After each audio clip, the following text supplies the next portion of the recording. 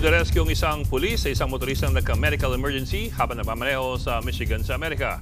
Sa kuha ng CCTV, makikitang mabagal at pagewang-gewang ang takbo ng isang pickup truck. Sinundan ito ng police mobile, isang pulis ang makikitang pilit na inaabot ang bintana ng sasakyan.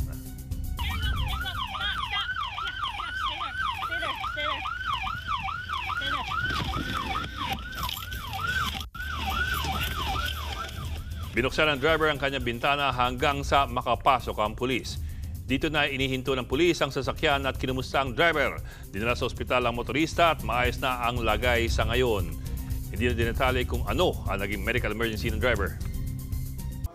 Mga kapatid, Ed Lingaw po, maging maalam at may pakialam sa mga napapanahong balita sa ating bansa. Para sa mas malalimang pagtalakay at paghimay sa mga issue at headlines, tumutok lamang at pag-subscribe sa social media pages ng News 5.